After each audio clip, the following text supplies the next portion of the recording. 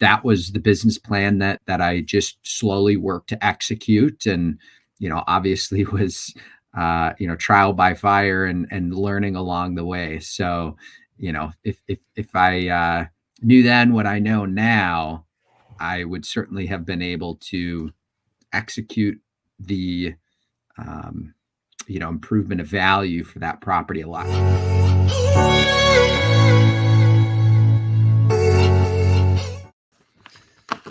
All right, welcome to Real Estate Hustlers Podcast. I'm your host, Josh Appleman, founder and CEO of Appleman Capital. Today we're joined with Joel Florek.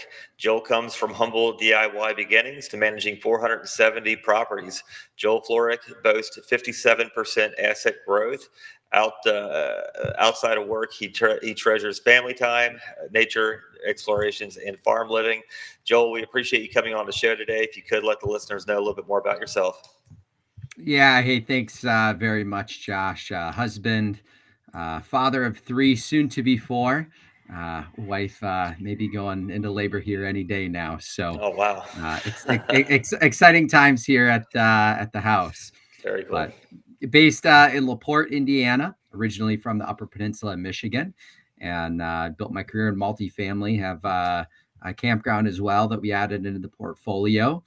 And excited to get a chance to talk more about the real estate journey that I've had, and what I like talking about most, the just amazingly positive effect that prudent investing and good management can end up having as an impact on your family's lifestyle and ability to achieve the goals that most of us set out to achieve by going down this path of investing.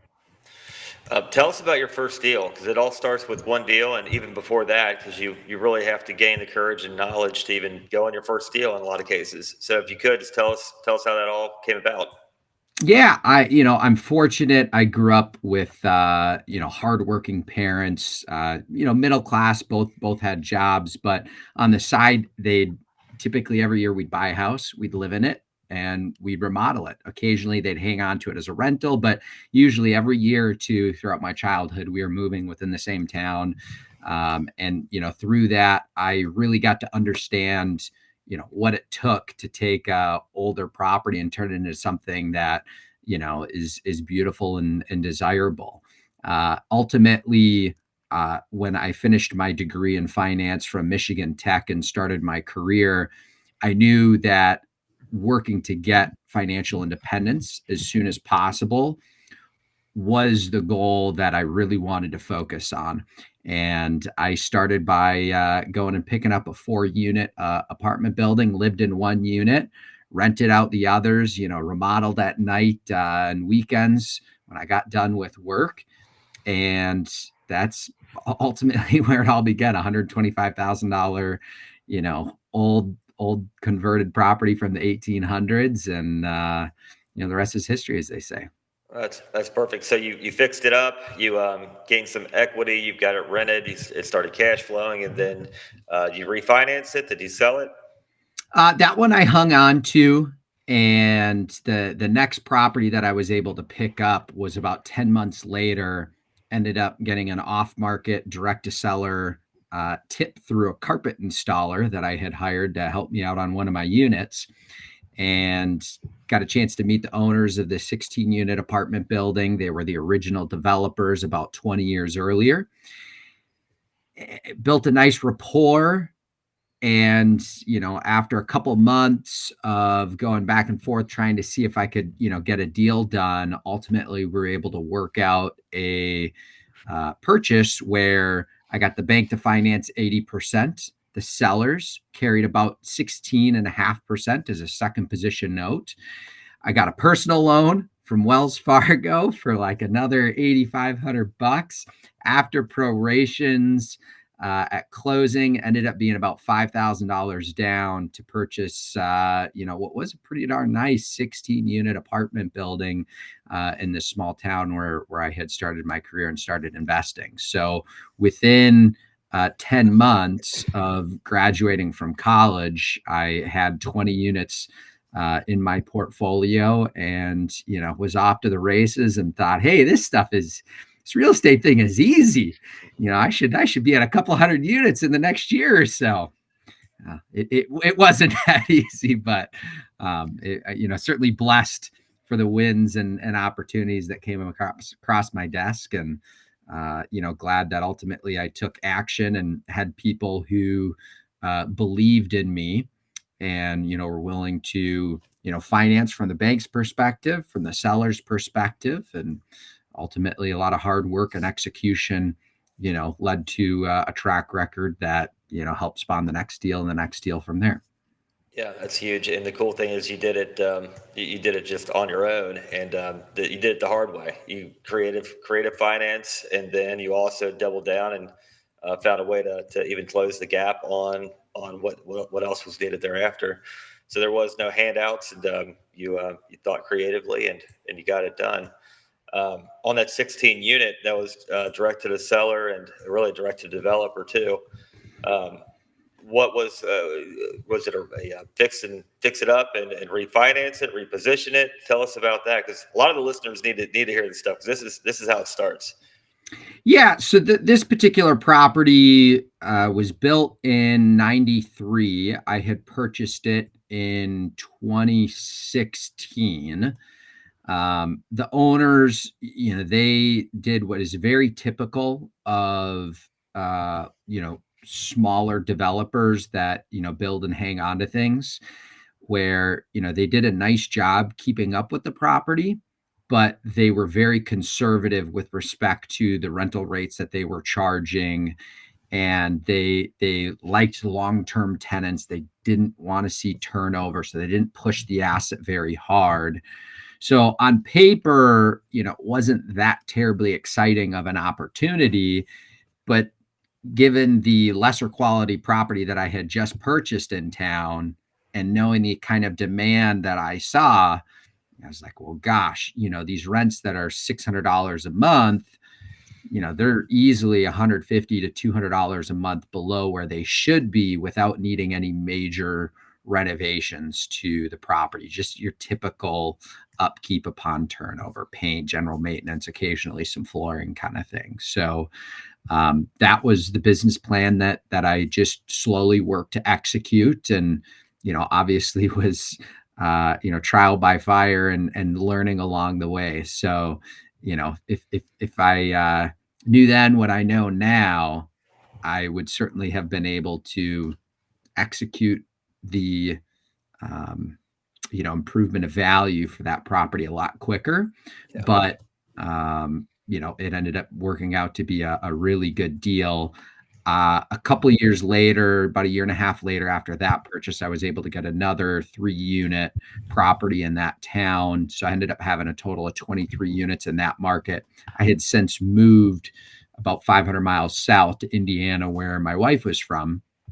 And eventually I had sold that portfolio in 2021 of 23 units in that town to an investor that I still have regular conversations with. So Tell us about what you would have done different, because you would have had the same exact resources, except now you've got additional knowledge in your head. What would have you done different to execute on a business plan faster? yeah, there would have been some additional capital that I would have worked to try and get from the bank to do a resurfacing of the parking lot, upgrading some landscaping. And then, turnovers, I would have leaned into a lighter renovation of those units, and likely would have been able to, get 900, 950 for those rents. So rather than that slower push up to 700, 750, That's then 800, then 850. $350 delta between in place and where you would have Where had them. where they could have gone, yeah. So ultimately, when I sold it, we had everything up in that 950 to $1,000 range Nice. for those units. But I could have gotten those a lot quicker. Just had I been a little bit more in tune with pushing that envelope and getting a little bit more aggressive. Again, I wouldn't change a thing. Like at the end Yeah. of the day, it was a fantastic deal for me.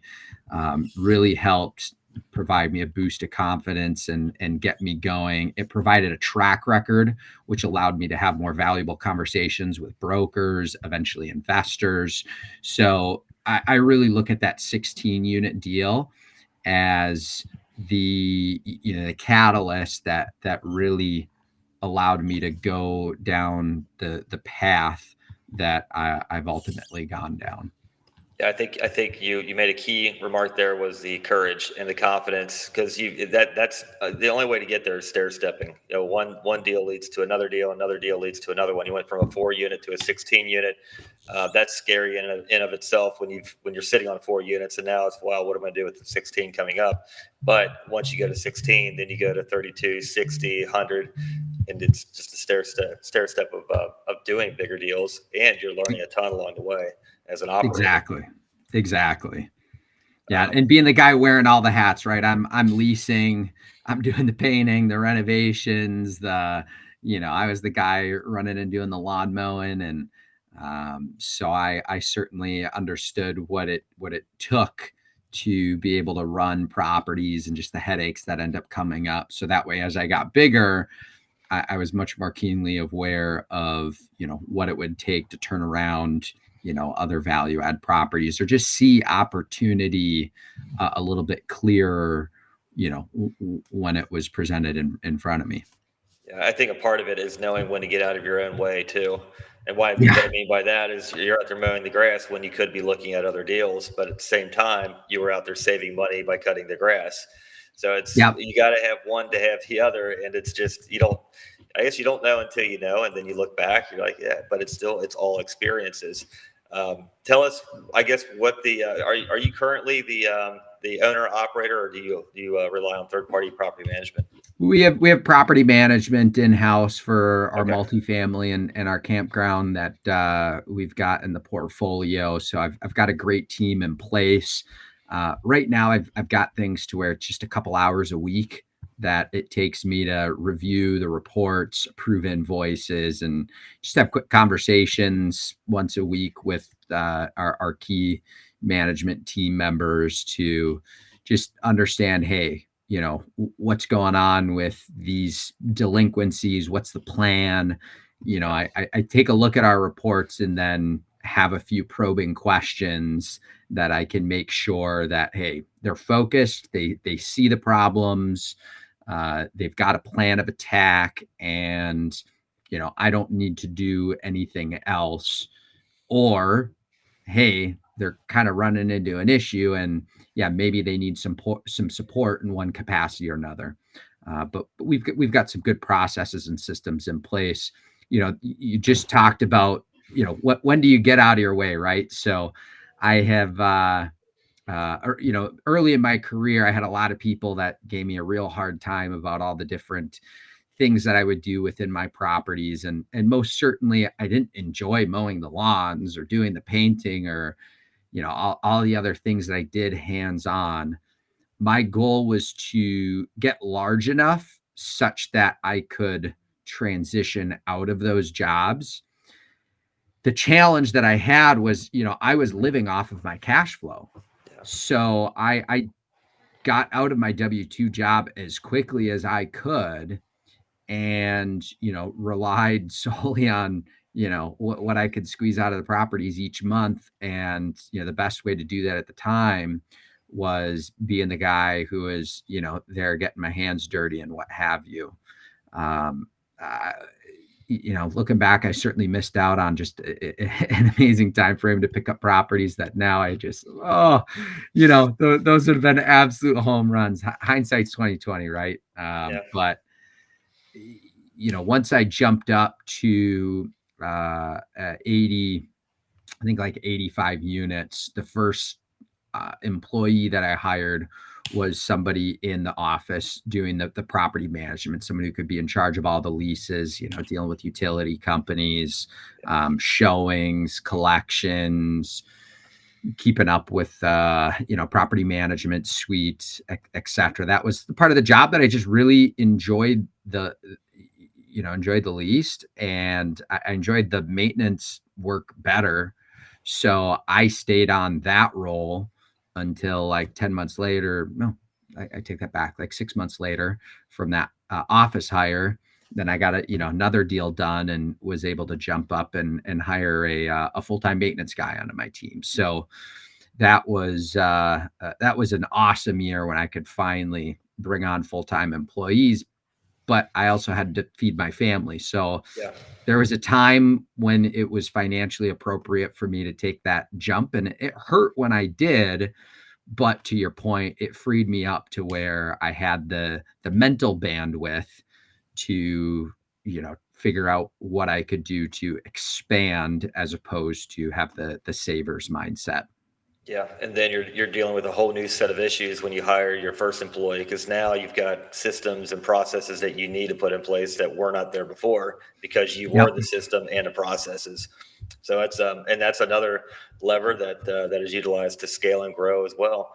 Just putting a CRM in place, and now job duties, responsibilities, and you've got the right players, right rock stars. You can begin to scale quickly thereafter, as long as you've got the right elements. People can also hold you back if you're still stepping in and doing their job for them too. For sure. I am typically always the biggest bottleneck in the business. So I try as best as I can to provide power to my team members, allowing them to make decisions. One of the things I try to communicate to my team is as frequently as possible. The way that I'll get most frustrated as an owner, as a boss, is if I find out that you didn't make a decision. Yeah. I want to see my team members take action, do what they think is right. And if at the end of the day, I feel like they spent too much money or maybe their action wasn't the best approach, we'll have a conversation about how maybe we should do something different in the future. But I'm going to be happy that they took action as opposed to, sitting on their hands and just waiting for somebody to tell them what to do, because that's not why I'm hiring people, right? I'm hiring them for their brain power, their skill set, their expertise, and I want to try as best as I can to empower them to use that. And yeah, not everything's going to get done exactly the way I want, but it's awesome when you see things getting done in a way that you didn't necessarily know or think of to Oh do. yeah. And you're like, oh, wow, nice job, team. Like, way to go. It feels good. We had, I'll tell you a quick story here. Uh, about a month ago, we had a sewage backup at one of our properties that we own. And I got a call in the afternoon from my property manager, and she was letting me know the situation. Frustrating, right? But the conversation was as simple as, "Yep, there was a sewage backup this morning. We had the folks out to rod the line. We had the remediation company out to, you know, suck all the gross stuff out of the units, sanitize, clean. We got dehumidifiers in all the units. Carpet is scheduled to be tore out and replaced on, it was like 2 days later. They had got us into an emergency slot, and all tenants are notified and, in line with what the process is. And we're also scheduling the, company that did the rotting to put us on a quarterly process, this quarterly schedule where they come in and will rot all the lines for like $150 for the 48 unit complex. So, the conversation was as little as 5 minutes for what for some people is this like ruin your day kind of moment. Like, yeah, it cost me 12 grand between all the emergency calls and replacing the carpet and so on and so forth.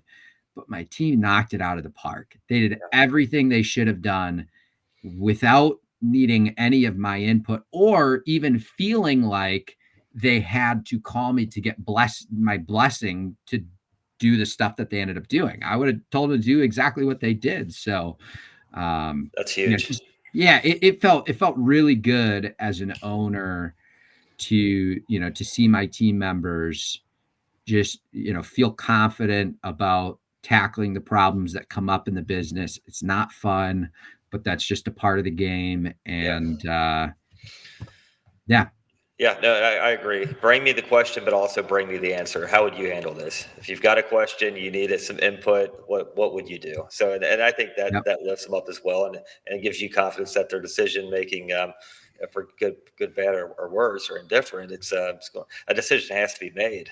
So as long as a decision gets made, it doesn't hold anybody up. So bring me the question, but also bring me the answer of what you would do. I think it helps keep things going.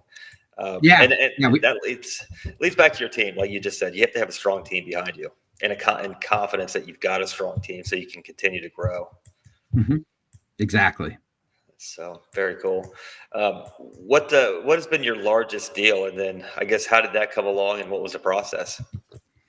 Yeah, so, my sweet spot has been, kinda sub 50 unit deals. So I've, been able to do a handful of those over the years, and, each of those have been very successful. We've got a fun one right now that, I purchased it, as a syndication, and it was back in late 2020. It was 40 units. There was 8 units that had burnt down with the prior ownership. They chose not to rebuild. So I purchased the property based off of kind of a forward projection as to what the stabilized value of this property would be.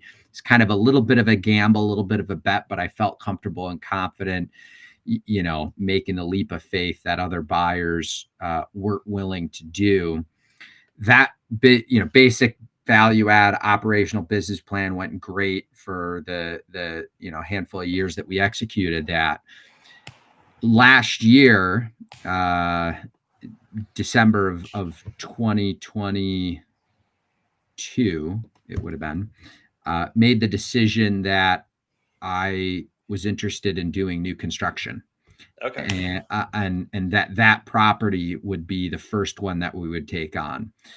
So I got my general contractor's license and, went through the engineering design process, site approval process with the local municipality, and we got approved to add 8 units to that project.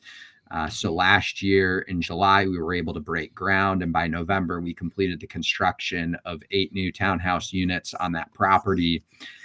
And we were able to get all those leased up by January of this year. I put the property on the market just a couple of weeks ago, and we've had some very good interest, and likely going to be going under contract with a very reputable local buyer. So Nice. that project's going to end up, hopefully within the next couple of months, going full cycle. And really, really excited to see that one go through. There's been a lot of moving parts over the years with it, and it certainly feels good to add new product back into this community. The feeling of going from, fresh grass to, we have these units that people are moving into, and just, really excited about, their new home. It's Yeah. that's an awesome feeling. It Oh yeah, I just wasn't there before. Yeah, yeah. It feels really good. I did the designs for the buildings and floor plans, like I said, as the general contractor. So I was very hands-on through the project as our first development go around. And it's Oh, looking like it'll be kind of a good smashing success for us as long as everything goes smoothly over the next 2 months. I think that's called a super value add when you can actually build additional units on the property. That's gonna be Yep. that should be very cool. And I'd say you syndicated that, so your investors are going to be very happy, I'm sure, with the outcome. Yeah, yeah. I mean, it'll work out very well for us. I'm typically the largest investor in any deal that I do syndicate. I also purchase deals myself, so Yeah. yeah, it'll work out very well for everyone. We should well exceed the original projections that we had for the project. Yeah, I think as a owner operator, you've got to have your own portfolio of your own properties that you own and manage. Because I mean, it's just if you can syndicate, it kind of complements what you've already got, your operations, because you're in the thick of it if you choose to. But I mean, there's nothing like owning your own properties and taking care of those. It's totally, and just being the operator day to day, you've got total control of the performance. You can push as hard as you want on rent increases, make sure the properties are at maximum value all the time, landscaping, deferred maintenance, everything's taken. You own it, so it's just a different feeling. So, what has been a learning lesson though for you through the years? I mean, you started with 4 units, and now you're where you're at. So, what's been some of the biggest learning lessons that you've had? Yeah, patience is a really big thing. My wife will laugh when we think back to my personality when we first got together. I was like cram everything I can. Like if we got an hour between now and when we're supposed to be somewhere, like, hey, can we run down to the beach and like jump in the lake quick? Or, is there a quick hike that we can do over the next, 45 minutes? I mean, I would try to just pack everything, and I was a go, go, go, go kind of guy. Real estate is a game that, certainly is about hustle and working hard, but it's also about being diligent and patient. And it's saying no time and time and time and time and time again Yeah, to make sure that the things you do say yes to, they ideally both go to plan and exceed plan. And thus far, I've been able to do that. So, sometimes going a year and a half without doing a single transaction, that's tough. Like that eats at you and it hurts. But it's something that I do attribute to the success that yeah, ultimately I've been able to have with the portfolio. Just being patient and making sure that when I do pull the trigger on an opportunity, that it's something that I really believe in. So yeah. You make your it's money on the taken, buy. yeah, it's definitely taken um, a slight change of what my DNA is, my personality is. So Well, and though, after you purchase it, you're the one that has to execute on a business plan. So it's got to be the right buy. You can't just overspend on a property, manage it right, and then after you've done everything right, you still don't get any kind of return because you essentially gave your equity away when you purchased it. You gave it to the sellers, them doing work that they truly didn't do on. So I totally get it, and it takes time to find the right deals, and yeah, there's got to be certain elements to the property that maybe signify a greater value add, something that other people just don't want to take the time to do. But once yep. those properties come along, you execute fast, you take it down, your commitment is all the way through, and um, after you execute on a business plan, it's worth it. It's fun. It's enough to do it again. Yeah, and at the end of the day, it's about building the kind of lifestyle that you want to create for Yeah, yourself. And that's something that my wife and I have been very diligent about over the years is proactively planning about what our goals are, what we want our lifestyle to look like. So that way as I'm going to work every day, having conversations, underwriting deals, looking at properties, the shiny objects are jumping out all over the place. I have a framework to go back to be able to say, does this allow us to get closer to what those goals are for our lifestyle, for our family? Or does this likely push us away? Or how much risk are we taking between getting further to where we want or potentially pulling us back in the wrong direction? yeah, And that has pushed me to say no to a lot of opportunities that if I were just single me, I would have probably just bulldozed, full steam ahead. So the like I say, that framework of what my wife and I are looking to build for our family has been tremendously important. yeah, yeah. No doubt, for sure. And having that clear vision ahead is huge. At least gives you your purpose and clarity, and then know where you're going. So Very cool. What would be the biggest thing you could tell a beginning real estate investor on their journey coming into the industry or trying to figure out what they want to do next? Yeah, just be yourself. Just be yourself. There's Yeah. too often I've gone to a real estate conference and everyone is chasing the haven't done a deal but now I'm going to syndicate, and I'm joining 8 other people in a syndication on 100 unit deal or 200 unit deal or this or that, and their percentage is like this Yeah. of what the deal is and their upside is like this. And if that's what they want to do, great. But I do feel like a lot of the conversations I've had with people have gone down that path. It's been more because it's like the cool thing to do, and they were convinced by a guru that, you know, bigger is always better and syndication's the best approach. And the reality is like, hey, just figure out what your goals are for your family. What kind of lifestyle do you want to have? What kind of income do you want to create?